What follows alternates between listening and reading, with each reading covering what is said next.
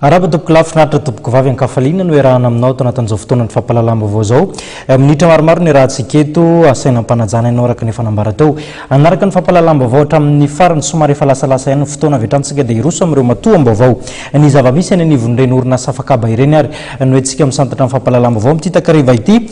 Tsy mitsambitombo amin'izao fotoana izao ny mpiasa avy amin'ireny orinasa fakaba ireny no manantona mpitsabo tsy miankina amin'ny fanjakana noho ny aretina amin'ny tsy fanajan'ny mpampiasa ny fenitra amin'ny fiarovana ireo mpiasa zany. Ny orinasa sinoa no voatontonona matetika ao anatin'izany toy ity tranga iray ity.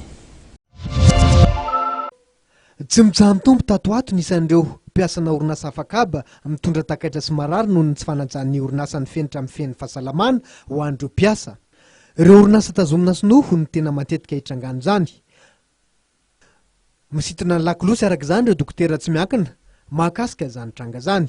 Matetika tokoa mantsy tsy manana antoka ara-pahasalamana akory ireo mpiasana orinasa fakaba rehefa marary ka voatery mitsabo tena sy miala vola any amin'ny toeram-pitsaboana tsy miankina. Isan'izany ty tanora vao 12 taona monja miasa amin'ny orinasa fakaba sinoray eto an-drenivohitra ity.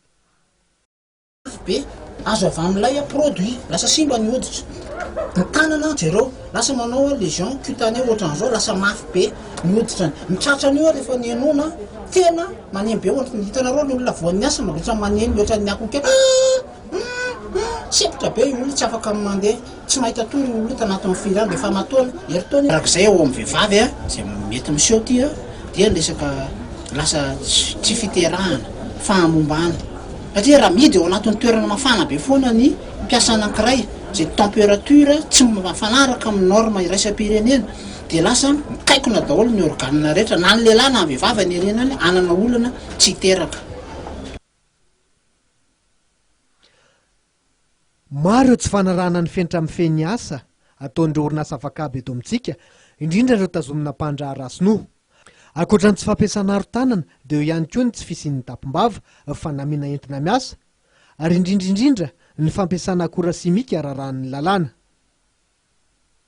Nisintona ny sahy mpitondra fanjakana ny ministeran'ny fahasalamana ary ny BIT ny dokotera manoloana ny tranga toy izany mba hisiany hifandraisana andraikitra avy amin'izy ireo.